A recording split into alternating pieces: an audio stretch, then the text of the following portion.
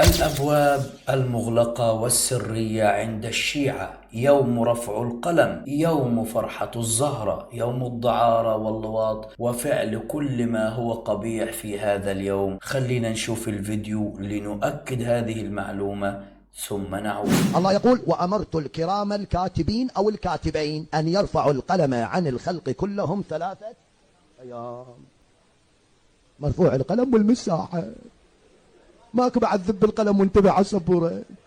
الله يقول سنة باقي بقلبك، المؤمن لازم يصير خلوق. هالايام فشر على عمر مرفوع القلم. الله يقول شلون لما سووها ايام السنة احتراما، هاي الايام شنو؟ المؤمن ما يصير يرقص، بس في فرحة الزهرة مرفوع القلم اكراما لمن؟ هواي امور ما يشربون يسويها، بس لاجل فاطمة، لاجل فاطمة مرفوع القلم 3 أيام 72 ساعة. شباب لا تضيع اندومي وهالسوالف التعبانه. اي والله ترى هذه بالسنه بس مره 3 بالبراءه، وكنت 3 ببيعه الغدير، ذيش مال الولايه، هاي مال البراءه. مرفوع القلم، ذب القلم حبيبي.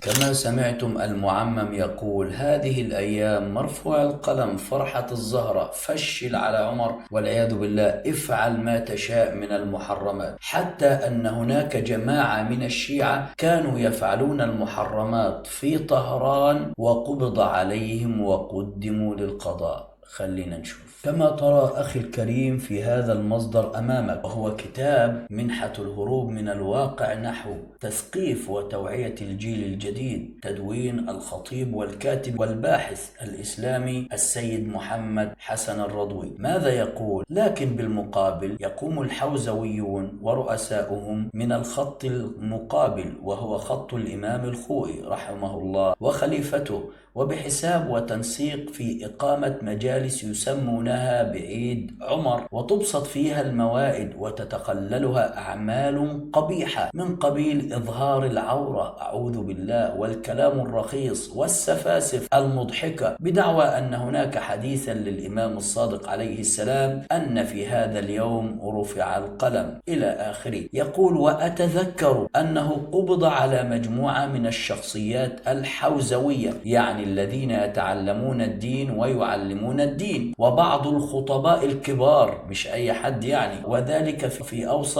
أواسط الثمانينيات، وهم يحتفلون في هذا اليوم. إيش كانوا يفعلون؟ في شمال طهران في مكان سري، ويتراقصون على أنغام الموسيقى، ويتوسطهم غلام أرمني أمرد جميل ذو جدائل، ثم يتعاقبون على ارتكاب بعض الأعمال الداعرة واللا أخلاقية معه أعوذ بالله، يعني يلوطون بالصبيان الحوزويون الذين يعلمون الناس الدين. وحينما قبض عليهم وحقق معهم المدعي العام للمحكمة الخاصة بالروحانيين، كان عذرهم أن هذا يوم رفع فيه القلم، وبعد ذلك تم عرض الفيلم المسجل لأعمالهم المنكرة على السيد إلى آخره. يعني هذا يقر أيضا كلام المعمم أن هناك الذين يعلمون الناس الدين كانوا يلوطون بالصبيان ويفعلون كل أفعال الدعارة والعياذ بالله. وأيضا هذه الرواية موجودة عند الشيعة، بل إن المجلسي كان يعتقد أن الرواية معتبرة. انظر معي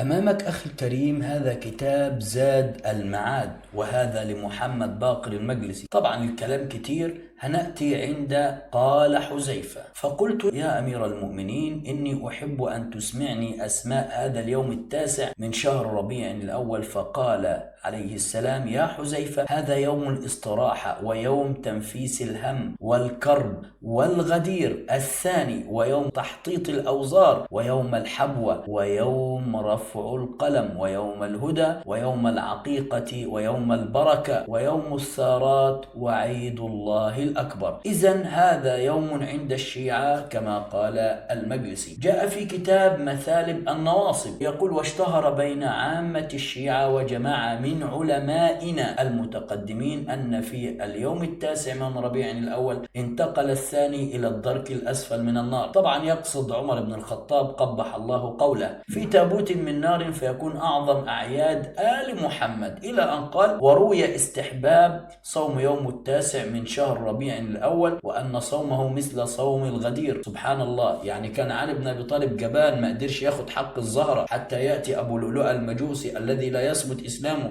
ويأخذ حق الزهرة إلى آخره. هذا يعني يوم فرح به.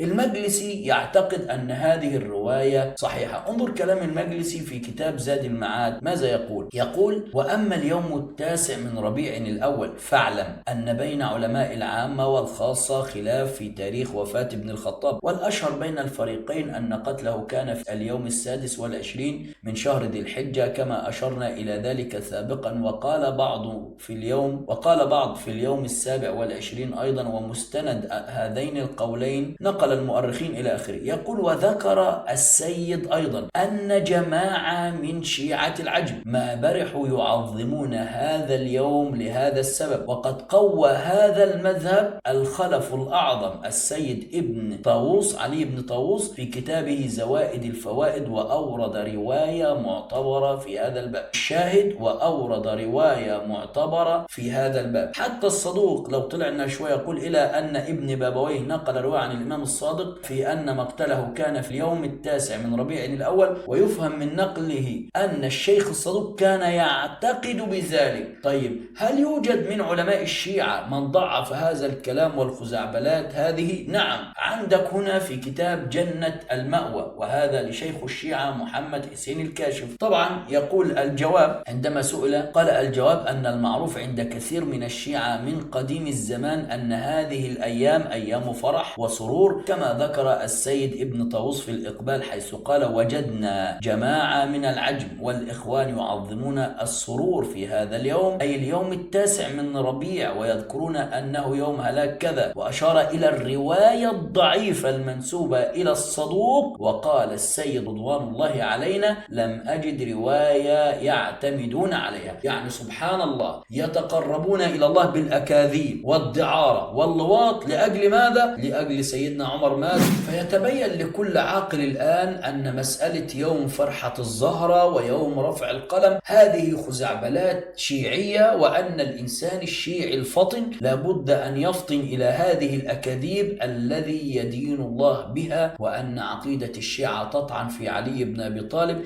إذا كان عمر بن الخطاب قد ضرب الزهرة أو كسر ضلعها، فأين شجاعة علي بن أبي طالب؟ وينتمون إلى حديث مكذوب في كتاب سليم بن قيس الذي ضعفه جل علماء الشيعة. فسبحان الله، عندما تجد الإنسان يتقرب إلى الله بالكذب. جزاكم الله خيرا، والسلام عليكم ورحمة الله.